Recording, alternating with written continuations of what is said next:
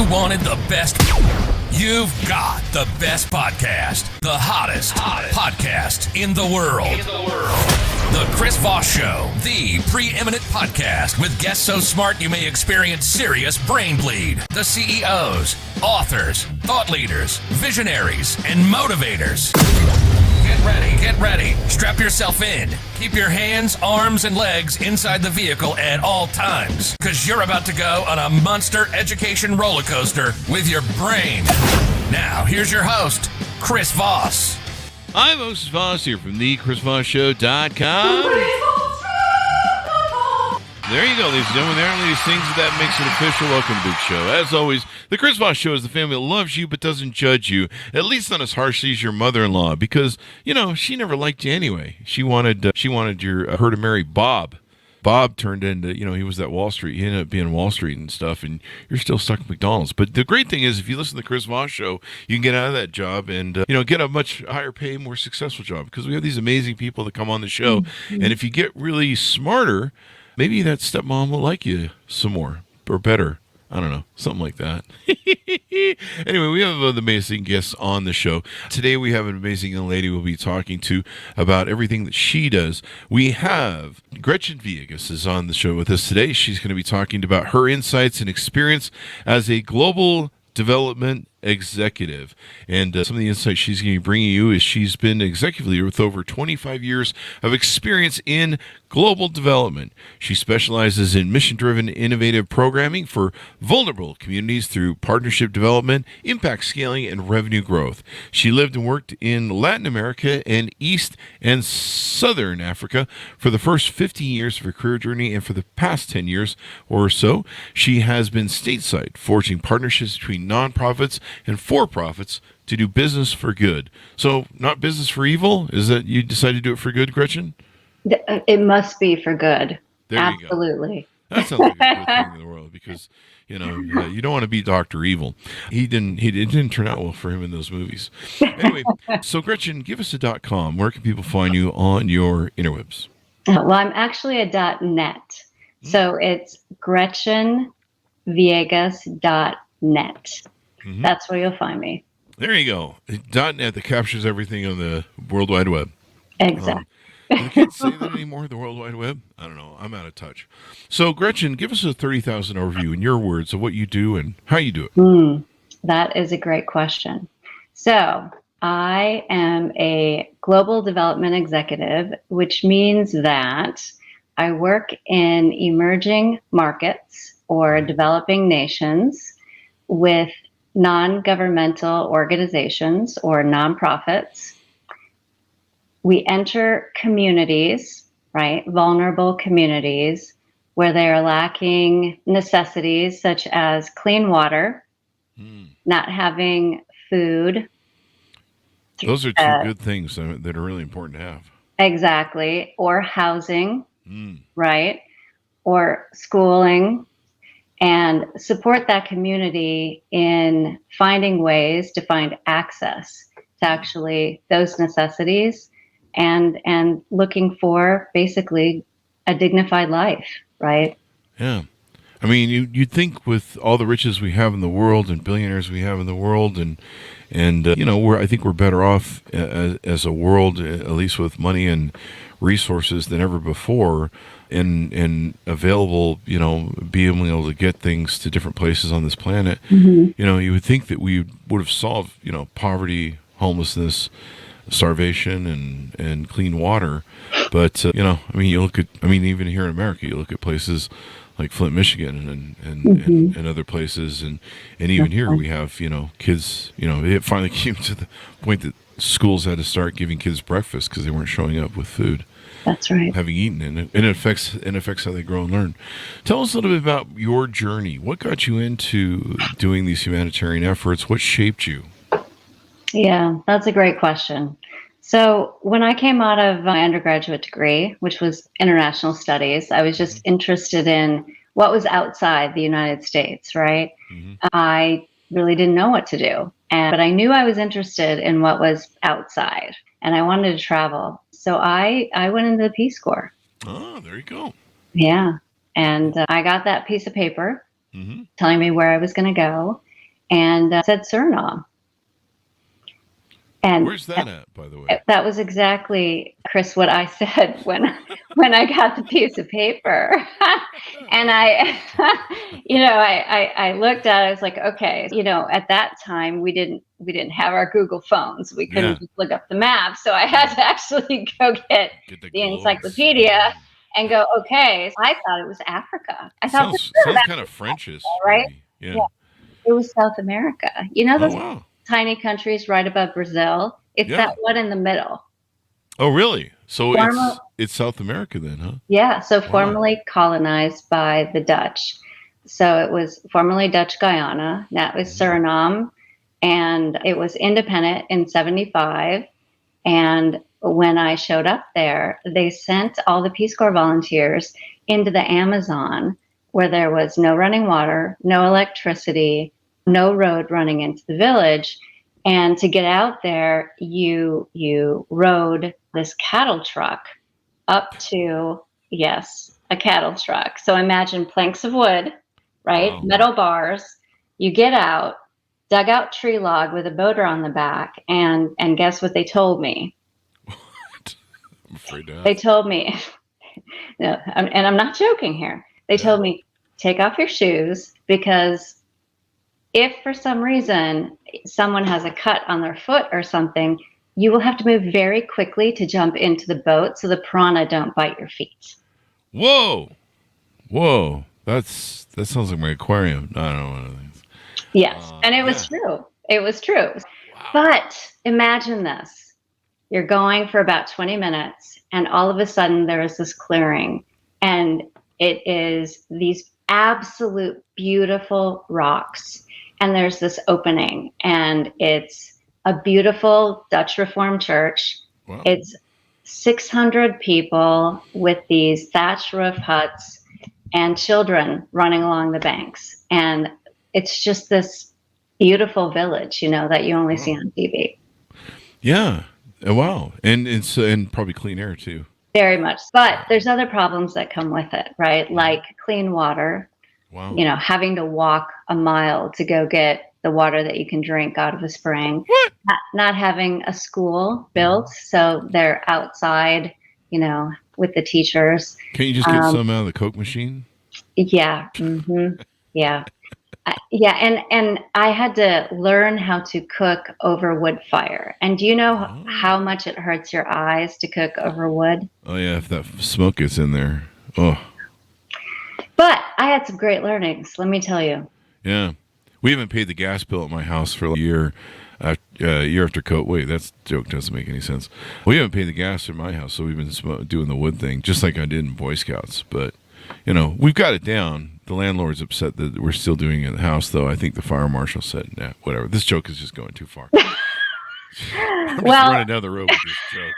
Just making shit up as I go along with it. I do know that if you're using wood inside the house, the wall has to be completely charcoaled, and you are going to be in trouble by your landlord. Yeah. He's going to come by and say, you can't be doing this in the hut with the thatch hut with the grass roof, eh? Yeah. It's expensive, the real estate here, so that's kind of where I'm at.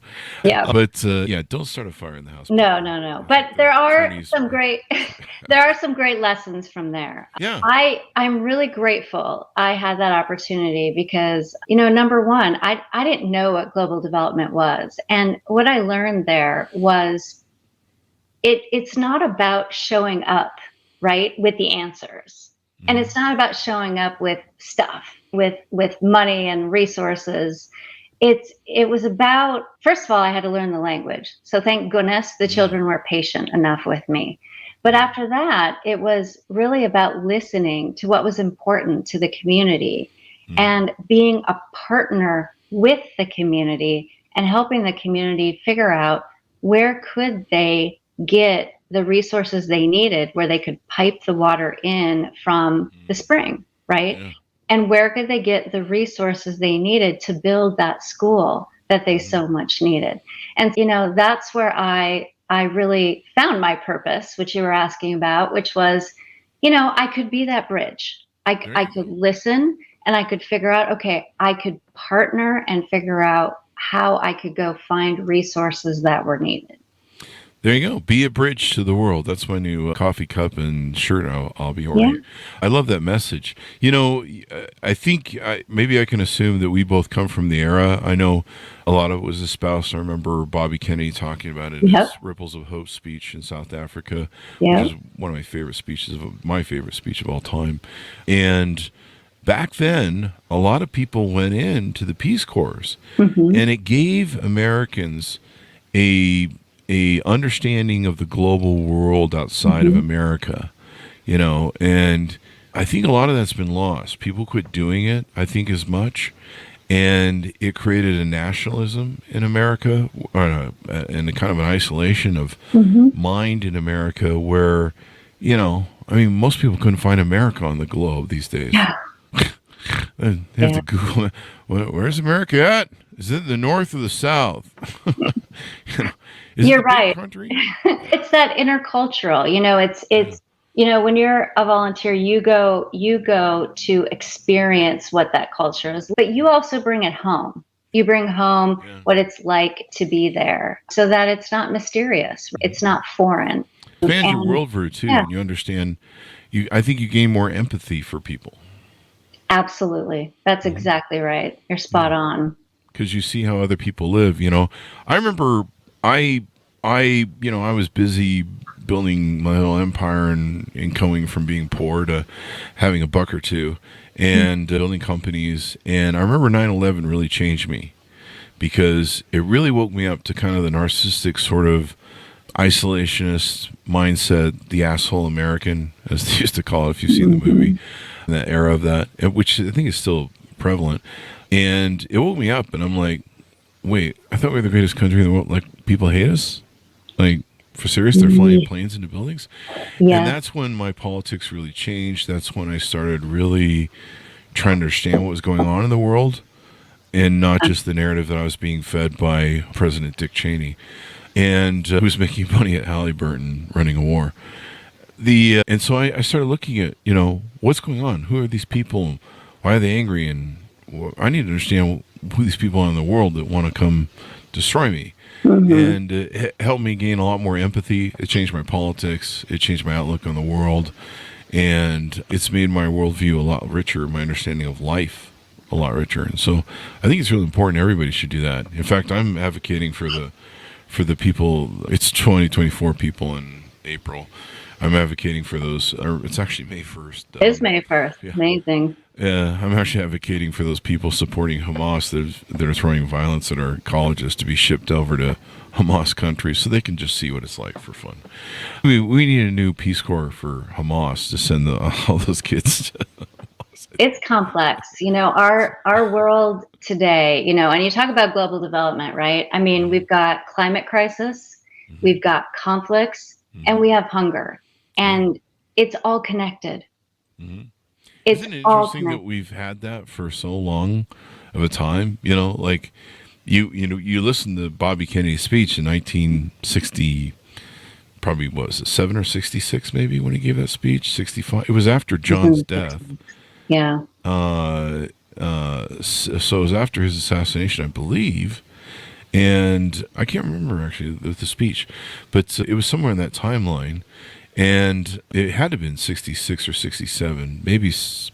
No, it couldn't have been earlier than 65, I think. But, you know, he talked about the Peace Corps in that thing and how important it is to understand internationally. Yeah. Where did you go from there after you started learning to be a bridge to these communities? Yeah. From there, I came back. I got a master's degree from the School for International Training in Brattleboro, Vermont, which was what I call my alternative MBA because it was all about practice. And so it was all about, you know, writing proposals for grant funding, doing the budgets and, you know, budgeting all the activities and whatnot. So all that you do through a master's in business administration, but one step further, which was how do you work through all of that, working with teams of different cultures throughout the world, right? Because basically you have to put that together knowing that you will be executing that in different cultures, in different places, right? With different governments. So it was good. It was insightful. And I have to say, I use it. I mean, after, oh my gosh, 20 some years, I still use it every single day. So very helpful. After that, I wanted to go back abroad, right? And I, refused to just remain in the United States. And, it was like, okay, how am I going to get a job? Right? Land O'Lakes, the butter company, right? Yeah. Okay. So Land O'Lakes, the butter company, at the time had an international arm that did only international development for dairy cooperatives.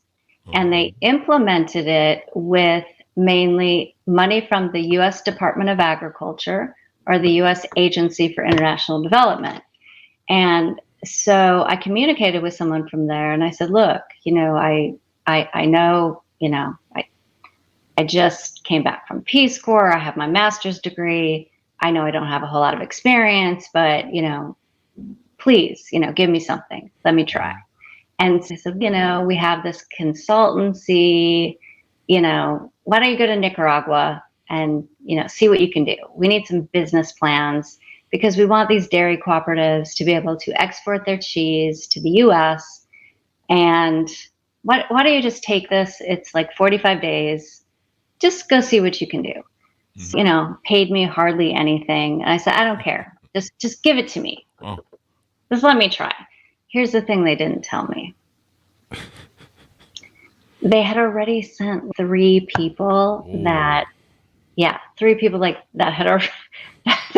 already tried and, couldn't get them to do that. So it's like I didn't know that. Send her on that suicide mission the 3 other ones didn't come back from.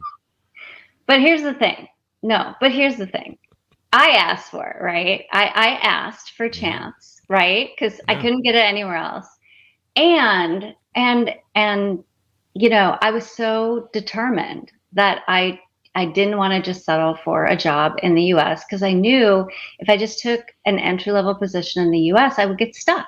Because usually you get in the U.S. and you just kind of start going through, level after level. So I went and I had, I spoke Spanish, but not that well. And somehow, here's me out there driving in my little Yaris car. Imagine, blonde, 20-something, trying to get out of paying my extra fees when I'm stopped on the side of the road.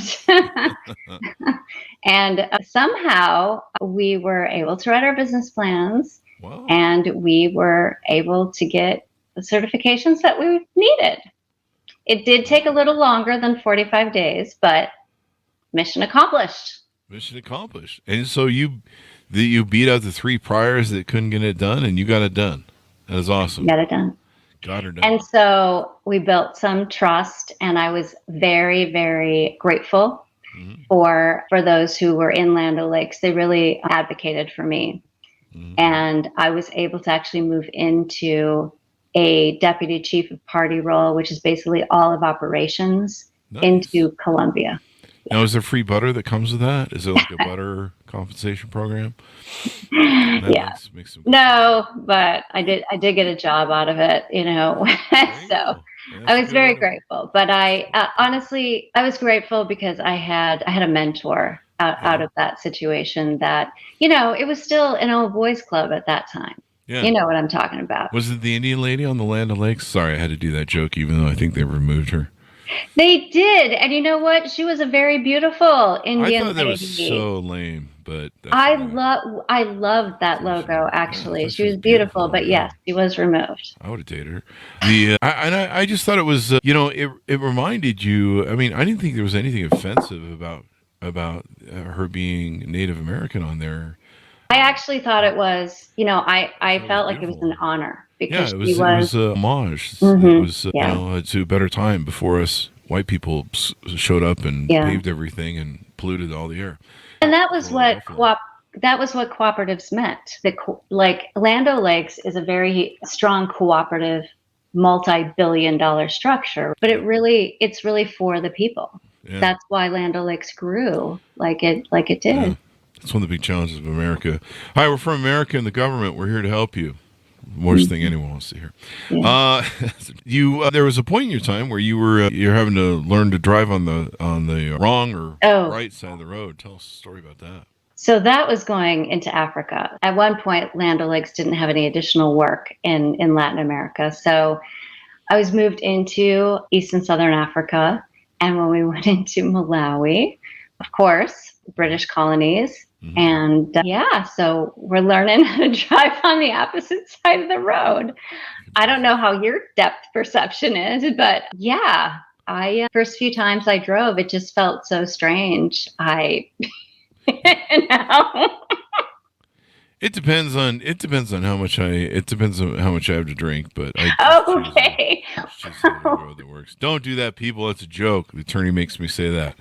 So there you go. Oh my gosh.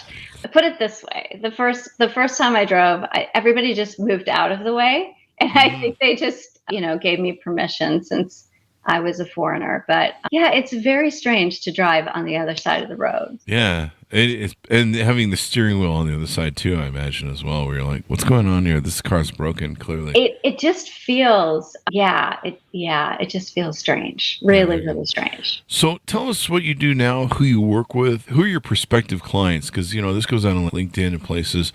Who are the prospective clients you're looking for and the work that you're looking to do for them? Yeah. So at this time, I am in transition. I am looking to move into another, hopefully, C-suite position with a global development organization. I have a background in systems approach, design thinking, but especially around working with vulnerable communities, right? Mm-hmm. I have background in agriculture, value chains, economic growth, food security. I love to work with teams. I do a lot around strategy, especially around looking at, for instance, the United Nations Sustainable Development Goals, right? Whether you're for-profit or a nonprofit, everyone is working towards solving some of our big challenges, right? Mm-hmm. Through the Sustainable Development Goals, whether it is our climate crisis, our food insecurity, whether it's the conflicts that are happening, right? Our, gender and inclusiveness, youth inclusion, all of those.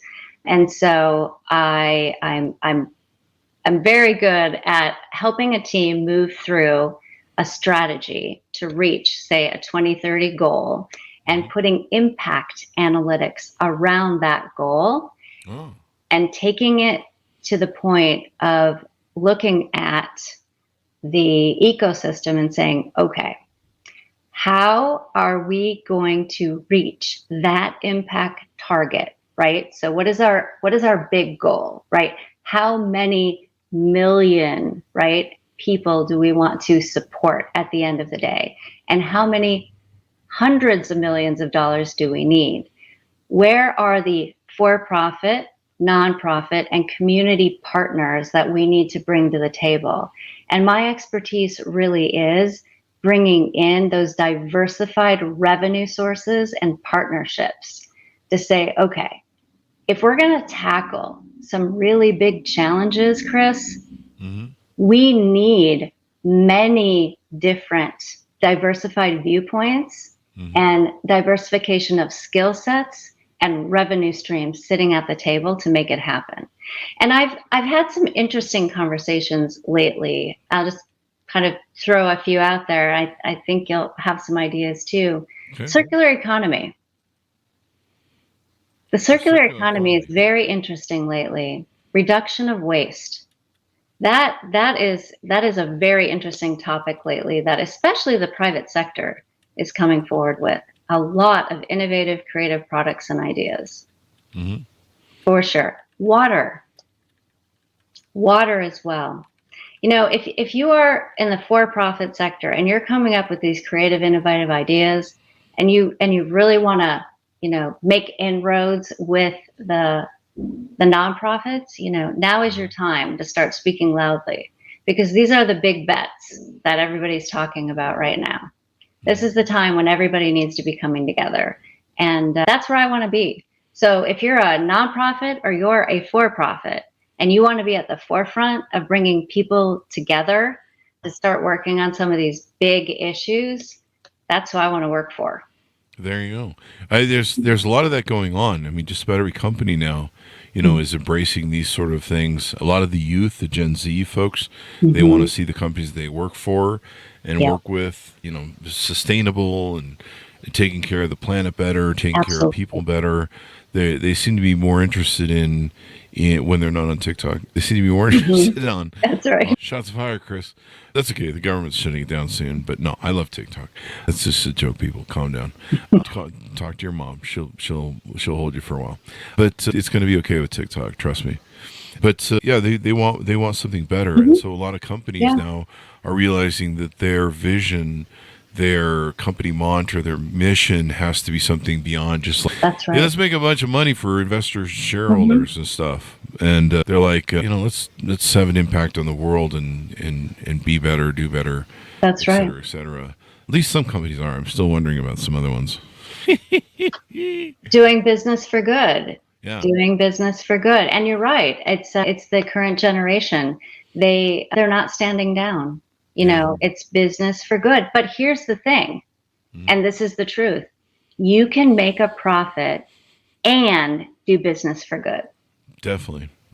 And you probably make more of a profit. There's a lot of companies that do that. I mean, I can't think of the shoe company, but I know there's a shoe where every time you buy a shoe, they give away a shoes. Is it Tom's Shoes? I believe so. Tom's Shoes, yeah. They give you, absolutely. Different things and like that. And here's the thing. I mean, and I really believe this, right? These challenges that we have today, right? The climate crisis, the conflicts, the hunger, okay? And there's many, many more, right? But these big conflicts, they cannot be solved just by humanitarian funds, right? Or the nonprofit world, right? Or what the UN is doing. We need the for-profits and the innovation and the creativity along with the nonprofit boots on the ground to come together. That is going to solve it. And come together and prioritize the access of both the funds and the creativity together. That will solve it. Most definitely. I mean, I love the concept and what you're talking about here, because it'll make all the difference in the world. Are there any, I'm looking over your website, are there any programs you have that you do there, or imagine you do speaking engagements and different things? Yeah, absolutely. If you go to my website, you'll see that I am listed on Innovation Women. So I am available for speaking engagements. I also have strategy certifications, so I can definitely customize any strategy facilitation that you'd be interested in. But in all honesty, I'm looking for a team. I'm looking for a home. I really want to be part of something that makes a huge impact on where we're moving in the future. And something that's important to me is to be mentoring, Chris, some of those youth that you're talking about. Because, I have 25 years of experience and I have 3 daughters. And I hope that there are people who are going to be stepping up and teaching my daughters and leaving them with wisdom and advice. And I want to be able to do that for others, right? In my next 10 to 15 years. So I'm hopeful that I get that chance, right? There you go. In the Have you driven down to Columbia University yet? I feel like there's a lot of people that need to join the Peace Corps down there. I'm going to stay away from there for a few more weeks, and maybe it'll be quieter by that time. It's a little out of hand right now with the violence. Yeah, and I'm not going to bail anybody out of jail. So I really think you probably have to if you go. Aren't there certain governments that force people to go to the Peace Corps? Or you can do that, or you can do military service. Is there certain countries that do that? There definitely is military service for sure. Israel, I think Israel. Yeah, they do. They do. And actually, the UK does. do they? Wow. Yeah, the UK has. You must do military service. Oh, wow. Okay. That explains why we overtime. Various actually do.